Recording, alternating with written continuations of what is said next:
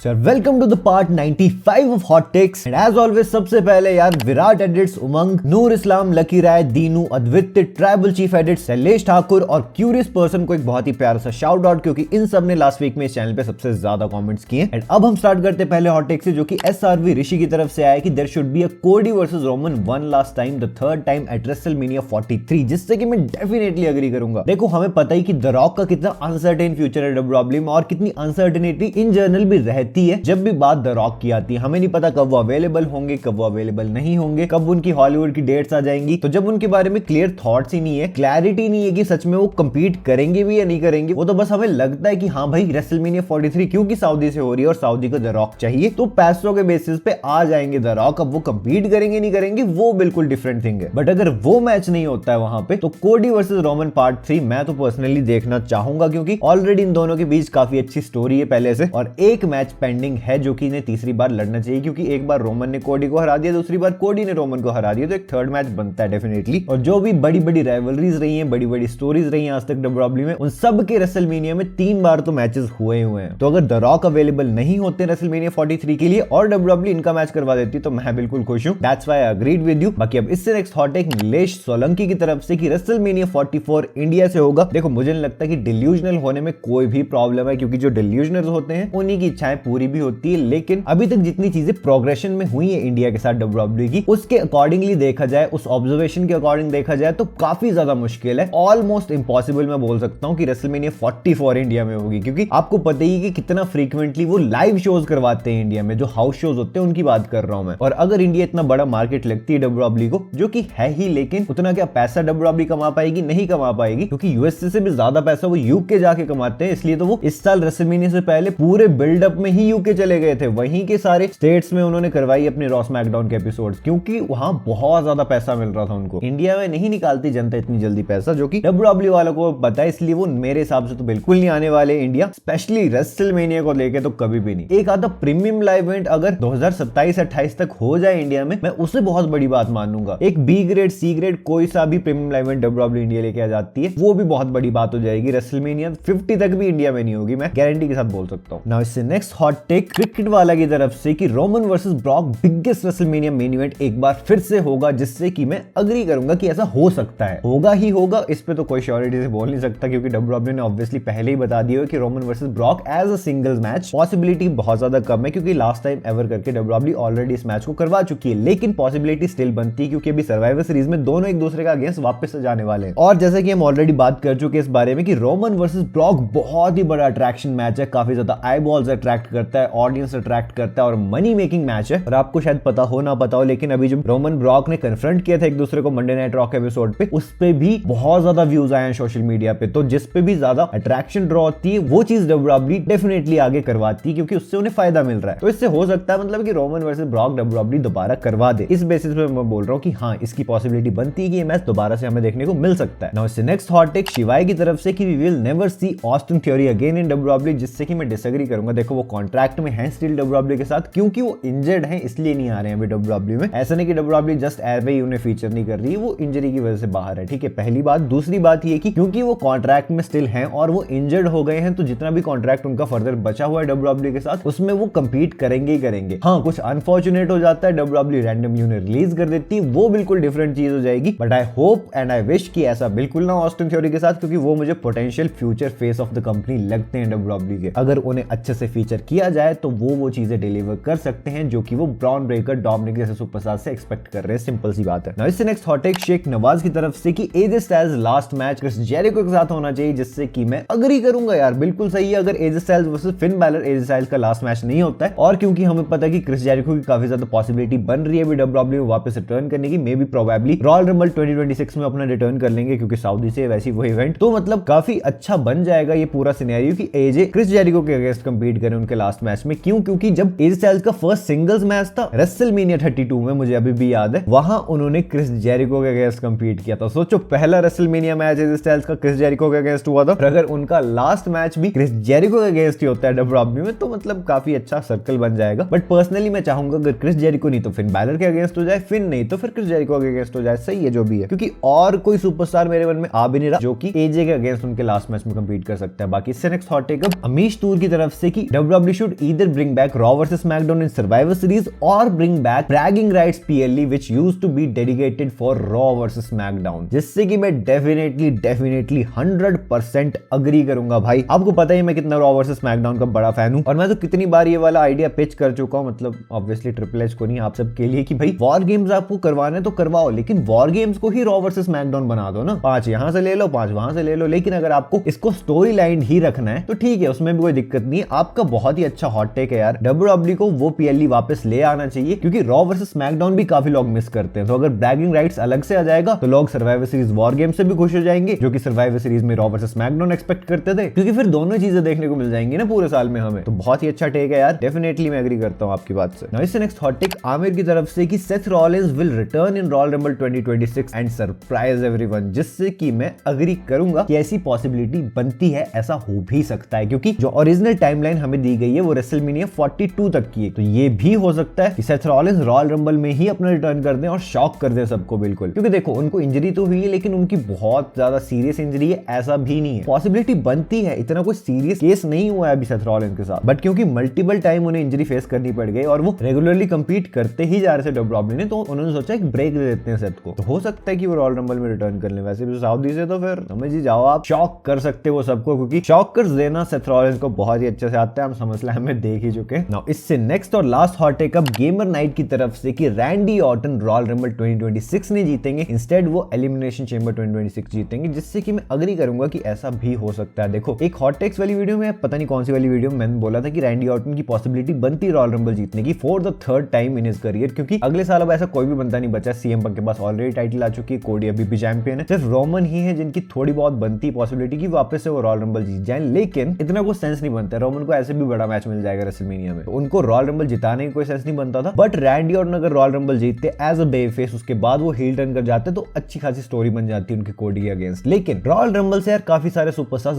बनते हैं, लेकिन रैंडी ऑर्टन तो ऑलरेडी एक बिल्ड स्टार है, तो जरूरी नहीं है उनको रॉयल रंबल जितवाना एक चैंपियनशिप मैच देने के लिए रेसलमेनिया में। तो जिस तरह इस साल जॉन सीना एलिमिनेशन चेंबर जीत के रेसलमेनिया में पहुंचे फॉर द टाइटल मैच, वैसे ही रैंडी ऑर्टन भी एलिमिनेशन चेंबर जीत के पहुंच सकते हैं रेसलमेनिया 42 में for the championship match against कोडी रोड। तो अगले साल रॉयल रंबल कौन जीतेगा वो चीज अभी बहुत ही ज्यादा अनसर्टेन है। WWE डेफिनेटली ट्राई करेगी ऑर्टन को रॉयल रंबल ना जितवा के एलिमिनेशन चेंबर जितवाई जाए नंबर 1 कंटेंडर बनाने के लिए। सो दैट्स द थिंग, ये थे आज के सारे हॉट टेक्स। अगर आपका पिक हुआ तो कांग्रेचुलेशन, अगर नहीं हुआ तो कोई बात नहीं, नेक्स्ट हॉट टेक वाली वीडियो में पिक हो जाएगा। एंड रस्ट अगर आपने मेरी लास्ट वीडियो देखी है जिसमें कि मैंने WWE के टॉप 10 फ्यूचर स्टार्स बताए थे, जो कि डेफिनेटली आगे आने वाले टाइम में वर्ल्ड चैंपियंस बनने वाले हैं, बहुत ही इंटरेस्टिंग वीडियो है। ये रही आपके सामने, से जल्दी क्लिक करो और देख लो इंटरेस्ट। अब मैं आपसे मिलता हूं अपनी नेक्स्ट वीडियो में एक बहुत ही इंटरेस्टिंग टॉपिक के साथ। So until that time, this is जय साइनिंग आउट।